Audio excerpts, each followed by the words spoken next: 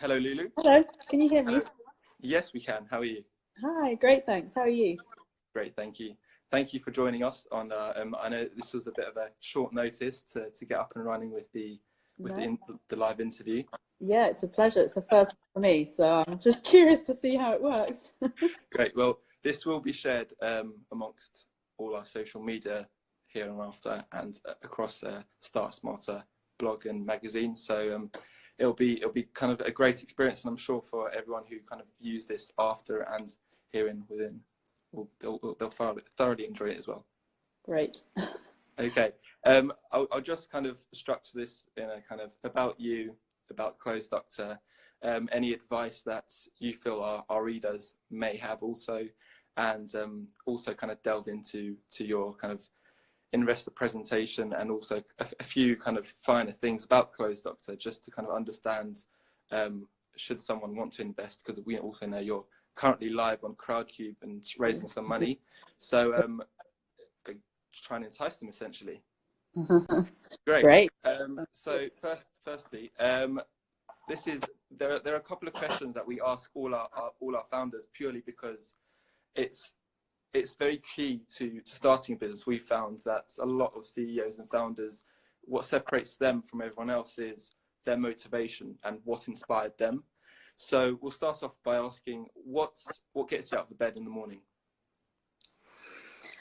To be honest, recently I haven't been sleeping that well, so I get out of bed pretty quickly in the morning, every morning. But I guess in terms of what actually kind of inspires me about what I'm doing, I enjoy pretty much every moment of what I do. I find it so enthralling, the idea of building something. And I spent 9 years in financial services, and I had never felt as if I was actually putting something together that might actually, that could stand on its own 2 feet, and I was actually giving something back to society. And it's not hard to get me out of bed in the morning, basically, in what I do now. Okay, so it seems more of a kind of giving back sense rather than working in the city, because you used to work at a well-known financial services company, and what led you to kind of to quit that, what presumably kind of a well-paid job, to pursue something which is a bit more risky, doesn't have that stability, and it may go pear-shaped. It may kind of be the golden nugget. What led you to kind of take that risk and kind of to take that leap? Yeah, I mean, I did love my old job. It's not that I had a great time, and I really enjoyed getting to grips with financial models and understanding businesses and things like that. But I think it felt like a natural progression to move into something where I was taking more ownership. And actually, I felt after a certain period, there's that so-called 4-year period where you have got really good at something, and then you're cruising and you need a new challenge. And that basically was what it was for me. As a child, I never dreamt of being an entrepreneur. And even, when I left university, I didn't have any inclination to be one. I really wanted a steady job. But as time went on, it just felt as if I needed something to challenge me. I really wanted to get my teeth into something new. I really wanted to build something. And it just kind of came on me gradually in my last 3-4 years in financial services. And also, I got to see so many interesting companies that inspired me, and I met CEOs who were doing amazing things. And I started to see gaps in the market and sort of have ideas as a result of my time there as well. So I think it was a combination of factors, but it definitely just felt like a natural next step. I can't really describe it, but it almost didn't worry me, because I just felt as if this was what I was supposed to do next when I left. Okay. So what did you specialize in? And the reason for this question is more so to empower those who maybe not be in a relevant job to what they want to start their business in. So someone may be in a retail job and wants to start a business in something completely non-retail related. What did you specialize in as your employment, and what kind of obviously we know you're in kind of fashion retail sort of now. What did you specialize in previously? I was a consumer retail analyst, actually. Okay. So I was vaguely in this sphere, but it's obviously very, very different judging companies from the outside to actually trying to do it. It's completely different. But at least I understood a bit about the industry and a bit about branding and a bit about, you know, the sort of consumer businesses and their strategies. And I suppose that, I'm sure, helped me with what I'm doing now. But actually, it's still a huge change of direction to go into repairs and alterations, because I can't sew, and I've never done repairs and alterations before. But I think in a way, in a funny way, that actually helps me take a objective view of the market and the industry now, and also means I don't get caught up in the day-to-day of actually you know, I have really good people who work with me who do the repairs and the alterations and all the stuff that we do, and I get to kind of keep I guess a degree of separation and look at it holistically and think much more about the customer journey and, you know, how to provide great customer service and things like that, which I can do. And I suppose therefore it works really well together because I don't have that background. I think it's very easy in a small business, you can get sucked into trying to do everything, and I actually quite enjoy having the separation, if that makes sense. Completely. So another kind of takeaway we previously kind of see quite a common theme of is try to delegate as much as you can, because as you said, you can't do everything. Would you say that's quite a common theme within what you do? So as you said, that the core kind of function and products or service you provide is alterations. You don't have the kind of skill set to do that, but you have the skill set of well, firstly the inspiration, the motivation, and also the kind of consumer background. So what do you kind of spend your time doing? What is the precise kind of time you would spend to do, i.e. you wouldn't spend, you know, your time on repairs and alterations? Would it be kind of marketing, sales? Would it be a bit of everything? Or it's, yeah, you very quickly, I think, when you move from being kind of one cog in a big machine to being the entire, pretty much what feels like the entire cog, you learn very quickly that you are the only person who's ultimately responsible for everything. So you have to learn extremely quickly how to do everything. And it's not that you can't get people to help you in certain areas, it's just that, you know, as a sole founder, it all kind of comes down, ultimately it comes down to you. And so everything from, like, you know, before, where I used to call the IT guy if my computer broke, I now have to Google how to fix my computer. It's just everything like that. Yeah. You know, you have to be from start to finish of your day, you need to take ownership of everything that you do. And it does, you know, it's exhausting mentally sometimes, because you just, you know, I spend all my time just trying to work out how to do stuff now rather than calling the right person. But then as time goes on and you get bigger and you can afford to bring people in, you know, that then obviously can really help. But I think for me, it took me some time to really realize what parts of the business I needed help with and find the right people. I didn't want to just go from day one, hire a big team and go, right, let's go, because I didn't really know at the start, you know, where the big challenges would be and where I would need the most help. And so it actually took me, you know, over a year before I hired our head of marketing. Wow. Okay. Colleague, and because I was really taking my time to work out, you know, what type of marketing we wanted to do, what type of business we wanted to be, and also I really wanted to get the product and the service really good before we started to ramp up. And, you know, I felt as if it would be a waste of money to throw cash into marketing right at the beginning if the product wasn't quite right. So, you know, it took over a year, but once we realized that, okay, it's working really well, the reviews are great, everything's running really well, then, you know, for me, it was the time to hire my kind of, you know, my key sort of sidekick to help us ramp up the business. So it's taken me quite a while to get the pieces together, but I think we're well on the way. We've got a great team now. It sounds like you've mastered the core aspect of the business and now branching out. Perfect. Sounds like a natural pathway to take. Exactly. So if you wouldn't mind telling us a bit more about yourself, and I guess this is the kind of last question before we start focusing on Clothes Doctor. Your university, kind of, was there any previous family history of entrepreneurship, or was this something that's kind of felt the natural step upon kind of your analyst role at this financial services firm? Yeah, no, there wasn't any any history. I mean, actually no, I say that, but my father was self-employed as a lawyer for many years, and actually I didn't have a great sort of childhood memory of that. It was a lot of stress, and I just, you know, I remember actually thinking, God, I would never do that. But you know, he owned his own law firm. But I studied. I was at Oxford studying economics and management, and I think in that course that I found really, really fascinating. It was a great course, and I studied strategy and marketing and accounting and finance and a lot of economics as well. But I found the breadth of the course really, you know, it really gave me inspiration around company strategy and marketing and branding and things like that. Okay. So I guess that stood me in good stead then when I started in the city. But yeah, as I said, it was a very, very gradual kind of process that I think I finally realized that I think I'm a reasonable all-rounder. I'm not great at anything, but I'm not bad at anything. And I think I remember thinking that actually might be something that could benefit you as an entrepreneur, because you do need to be very, you know, have lots of diverse sort of abilities. So I think that was something that I thought after a while, you know, it might work with doing this live. Fair enough. Fair enough. Moving on to kind of more honing on Clothes Doctor.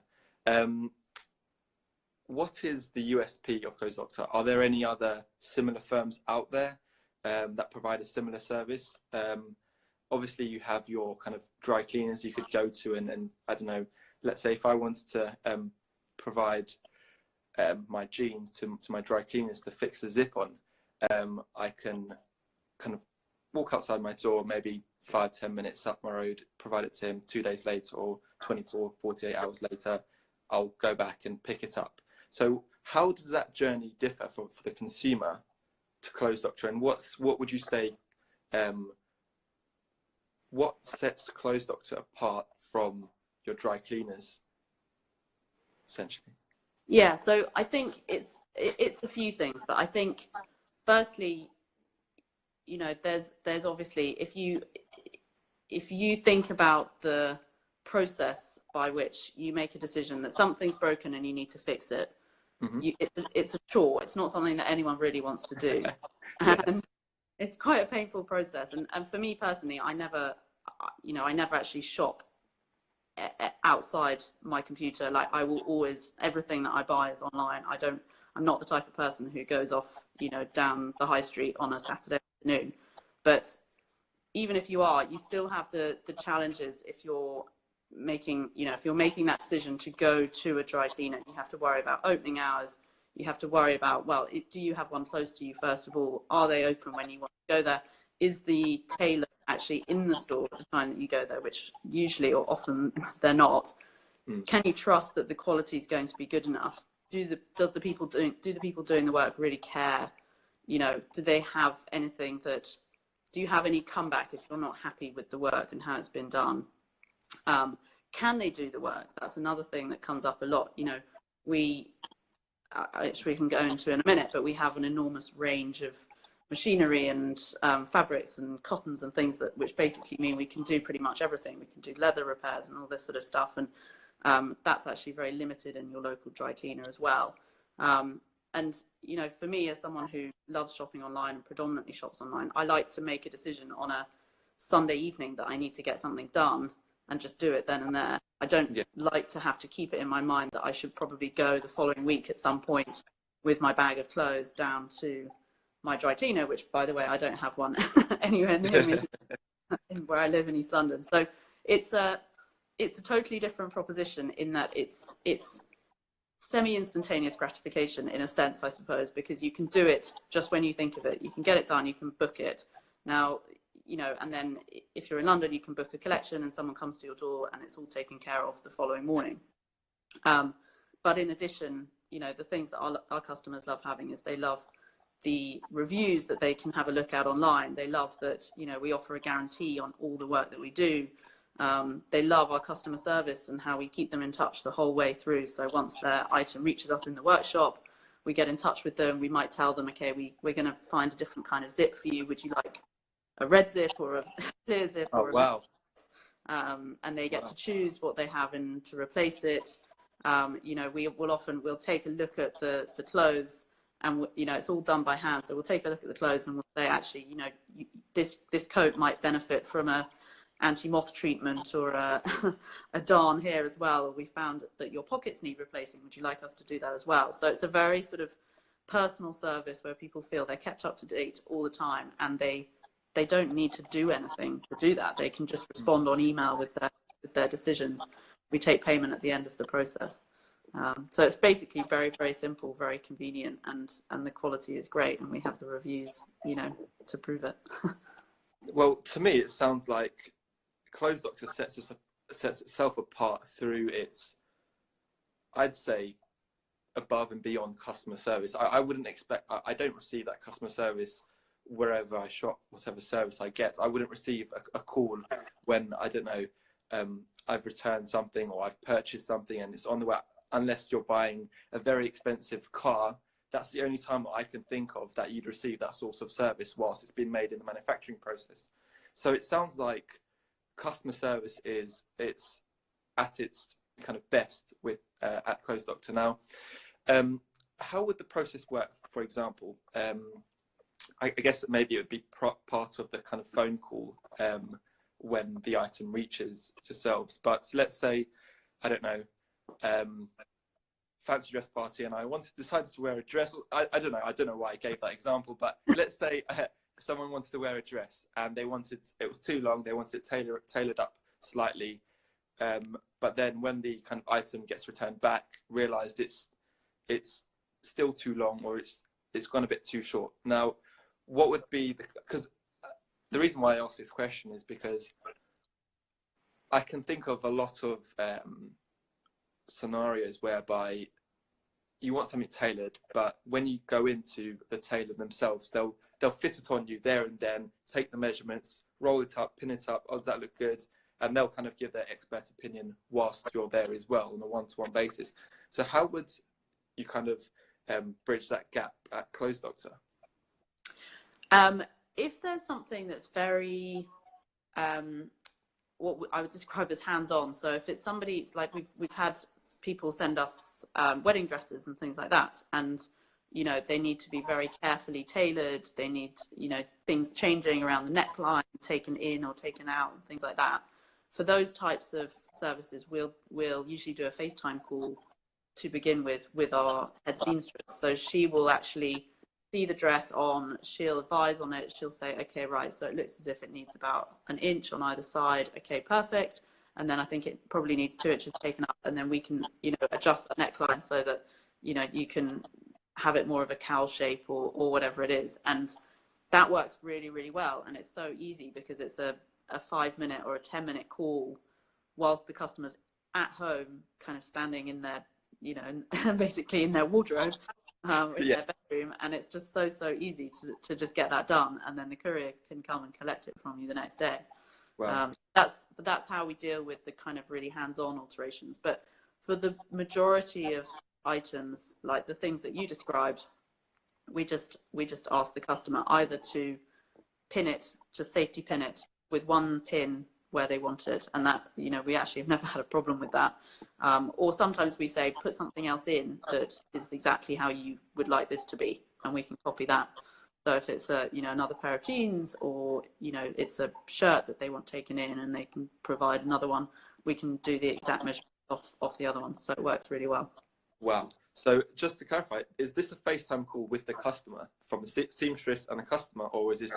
Yes. So the customer stands in their bedroom and puts on the item and has a quick FaceTime call with our seamstress, and she says, okay, great, so it looks as if you need this, this and this, and they go, yep, that's perfect.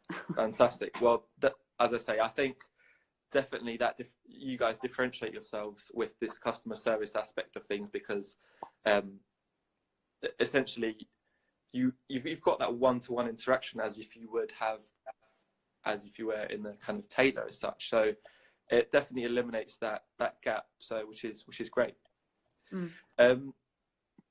So is there any are there any other organizations, any other companies similar to the service you guys provide? Not that I know of. Okay. I've seen, you know, the vast majority of our competition are either, you know, your local dry cleaner, which, as we talked about, are difficult on many levels, convenient and usually lacking the quality. And then on the other end, you might have the really high-end boutiques, which are, you know, great service, but you need to book an appointment on a Saturday, and then you go in and it's, let's face it, really, really expensive. And, you know, it takes up your whole Saturday off to go see them. So there's the two, and I'm not saying, you know, they both have a place in the market, but what we're trying to do is make it much more accessible, much more convenient, make that, you know, the fashion industry has really gone to new levels in the last few years. I mean, the most enormous industry, and it's so much of that has been driven by the growth of online. And, you know, repairs and alterations doesn't have a single online offering apart from us. So it makes sense that when people are making a decision around whether to replace what they already have or buy something new, it's so much easier just to replace what they already have and buy something to be delivered to them the next day. And that has been this, you know, a huge driver of growth in the industry. So it's not that we're saying there aren't places for all these different types of businesses, but we just feel that there's a big gap for that convenient, you know, hassle-free, high-quality option that kind of sits in the middle of those two. Understood. And based on this convenience factor, do you guys are you guys thinking of expanding your collection service wider than London, or is that in the future, or is this kind of permanently you guys are going to stick to London with your collection service? To be honest, it has actually been we found our Collect Plus service is actually more popular than our collection service, funnily enough. So the Collect Plus service works whereby you place the order and the next day a parcel, an envelope arrives, and it's got the packaging inside it, and it's, you know, it's basically a canvas bag that's pre-addressed, and the customer opens it up, puts whatever they've got inside, zips it up and sends it off, and it's all reusable and plastic free. And we find that they drop it down to their nearest Collect Plus shop and they get it back to their door a few days later. Understood. That's actually been more popular. So at the moment, it doesn't feel as if there's a need to roll out collection nationwide. Understood. And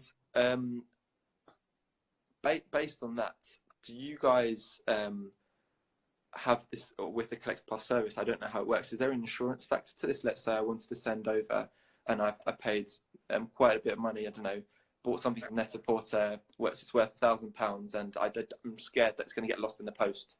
Is there some sort of insurance factor there with Collect Plus, or yes. with the service? Yeah. Okay. Yeah, we're fully insured, so yeah, it's all covered. Great. I'm sure that will give some sort of assurance to a lot of people there. So moving on to a difficult personal question, in the sense of everyone's scared of failure, whether it's to do with being self-employed, owning your own business, or being in employment, you know, failing your employer. Are you scared of failure? And if not, whichever your answer is, why? Yes, I am scared of failure. I think most people are, and I think people who say that they're not are I'm not quite sure. I mean, everybody's scared of failure to some extent. I think you have to make your peace with it, and, you know, you have to realize that, you know, life is a journey and there are many twists and turns to it. And just because, you know, if one shuts down, it doesn't mean that another one doesn't open. And, you know, you have to try and think about it in the most rational light that you can. But the truth is, I'm enjoying the journey so much. I love doing this. And, you know, I don't think about it failing very often, but I think every founder will tell you that you have to look at the possibility from time to time. You know, you have to make your peace with it, and then you keep going. And, you know, certainly I believe that fear of failure drives me forward. And I have to say, I really struggle to believe it when people say they're not afraid of it. If my memory serves me correctly, the latest CEO we interviewed, it's CEO of freelancer.com, Matthew Barry, he was very, you know, very strong-headed, and he was like, I will not fail. He had that attitude rather than, yeah, I'm scared kind of thing. So I guess he's not categorically denying he's not scared of failure, I guess. Yeah. But hey, He just doesn't uh, think about it. exactly. That's fair enough. So next question would be, what first bit of advice would you give to someone who is thinking of becoming self-employed? They're not sure, they're thinking about it.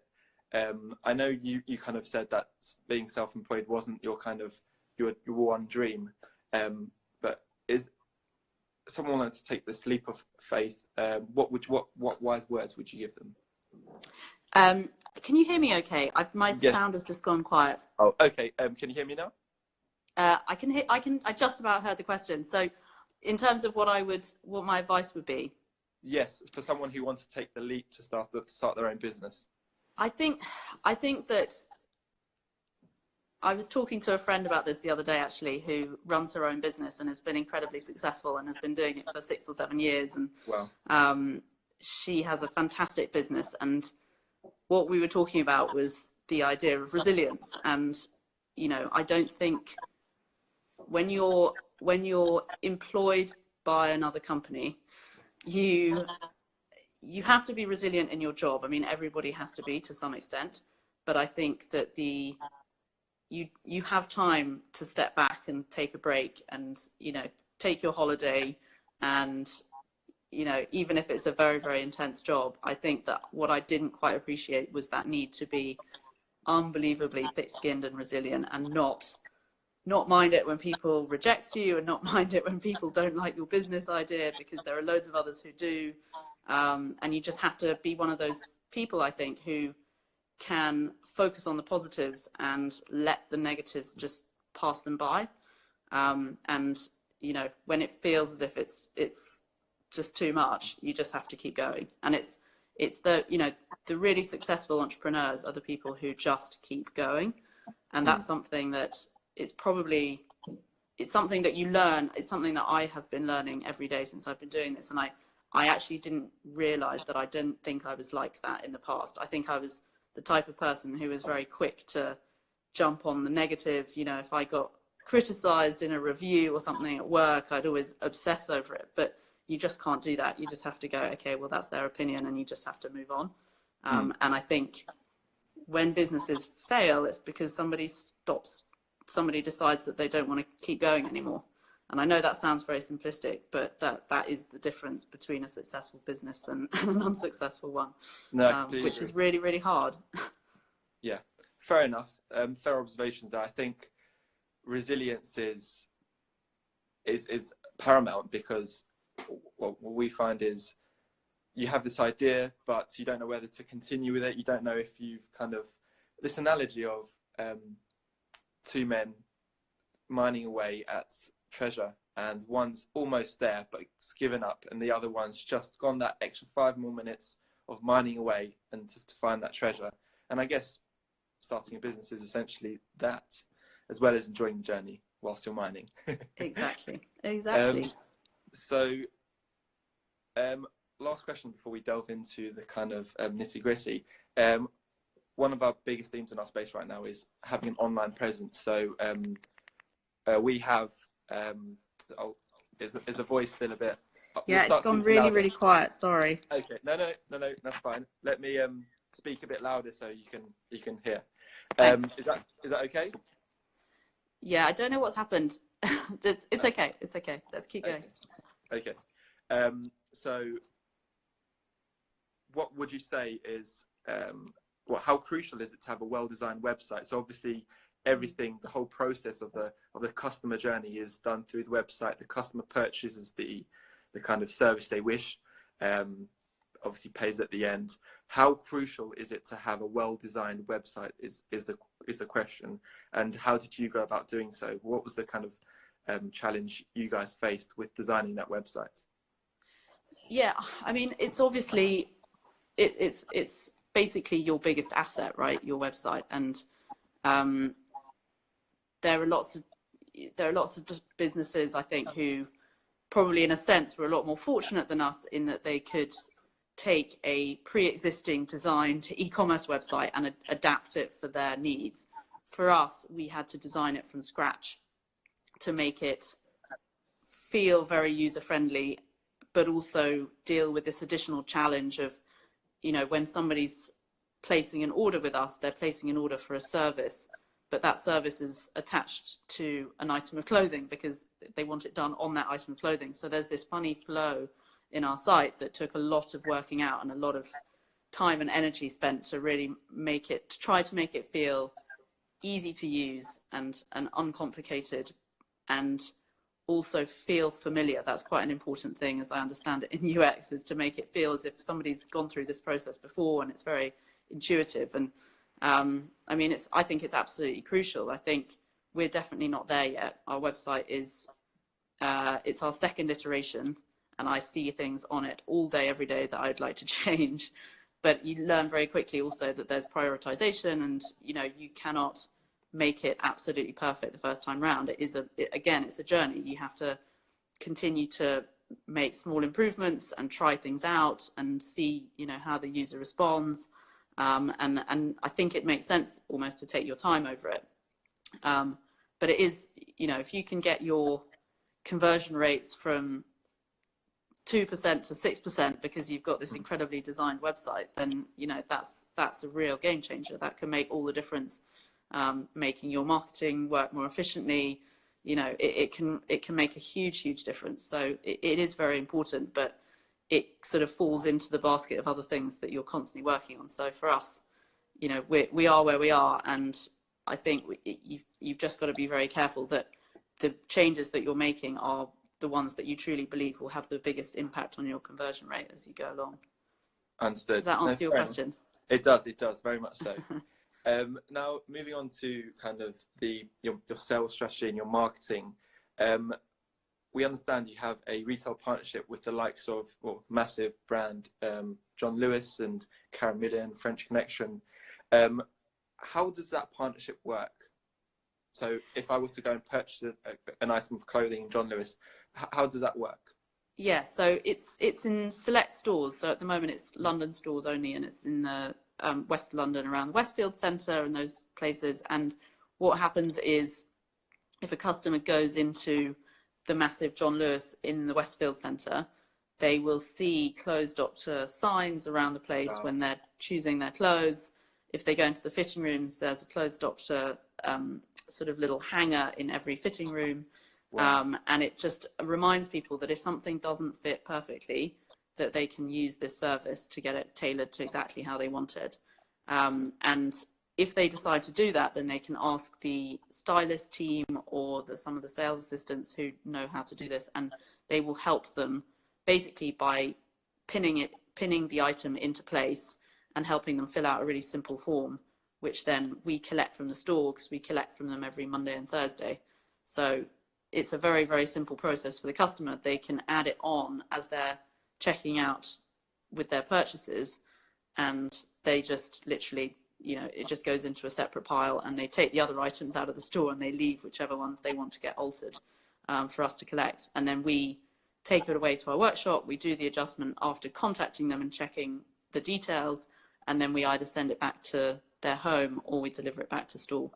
So it's really just to complete the journey for the customer. So, you know, it's so often you hear these stories of people who find something that they love it, but it doesn't quite fit. And then they have to make a decision. Am I going to go to the hassle of taking this somewhere to get it adjusted, or should I just not buy it?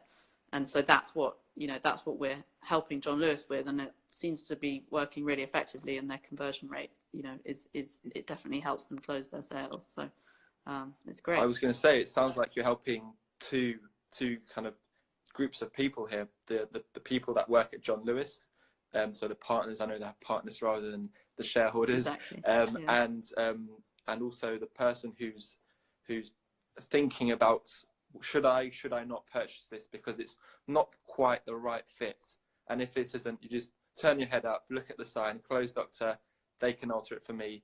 That's amazing. That is truly amazing. So can you tell us if you're in talks with any other major store to kind of have this similar partnership with? Yeah, we are actually. We're in talks with quite a few, but I think, to be honest, because crowdfunding has been such a high priority, we've put the other conversations on hold. And what we're aiming to do is to go back once we've gathered quite a lot of data surrounding the partnerships that we've got so far, and we can really actually present that, the impact that we're having in terms of the customer experience, the sales that we're converting, which otherwise wouldn't necessarily be converted. And I think once we've actually gathered that information and we've collated that, then we'll be in a better position to, I think, go there with a slightly more, what I would really like to do, I think, is to make it a bit more of a two-way process. So at the moment, we're providing a service to the retailers for free, and we are also providing a service to the customers. But what I'd like to do is actually make it more of an engaged process, and maybe a bit of a small charge or something like that. I think there's an opportunity once we have assessed our pricing structure and things like that to maybe make a few changes. But it is a really, really popular service, and we're constantly being asked. We have tons of incoming inquiries from people, because I think in the difficult retail environment that we're in at the moment, people are constantly looking for ways to try and differentiate their offering, and adding services and giving people a reason, a justification for actually going to the store rather than shopping online is a key one of them. So I think that's why we're getting so much interest. Well, in the spirit of kind of talking about your crowdfunding campaign at the moment, so for the people that see this video and also will have a transcription of this, Clothes Doctor is currently crowdfunding. You've got 23 days left as of today, which is the 6th of November. You've raised £126,000, so you're 63% on your way to your kind of goal per se. So it's 200,000. Is that correct? Your target. Yeah. So those who kind of love this idea, before we ask our final two questions, go ahead, crowdcube.com. And type in Clothes Doctor. You can invest as little as, I think they do it as little as a tenner nowadays sometimes, don't they? So £10 minimum. Yeah, there we go. So go ahead, and I think it's a great idea. But last two questions. Now this might be this is more of an accounting financial question now. So whilst are we allowed to state your current year turnover or not? Yeah. Well, I mean, I don't see why not. So our target is 53,000 this year for our turnover. And you're kind of in 4 years, you've got an ambition of kind of turning over around. Do you have that figure to hand, or do you mind if I read it off? Yeah, sure. Go sure. So we've got 8 million turnover projection, and now 2022 and 2018 projected 54k. How do you intend to make that? Because that's quite a steep rise, a fantastic rise. We hope you get there, and we're sure you'll surpass it. But how do you kind of, what is the, I know you could talk day and night, we could talk day and night about this, but what are the kind of bases of that 54k this year to 4 years time, 8 million turnover? Yeah, so at the moment, we have started with a business which is a simple B2C model where we're not limited by proximity, so we can scale the core business through basically a single workshop pretty much. What we have, as we've talked about, just begun to add in to the mix is our retail partnerships, which we believe can be a very significant portion of our revenues.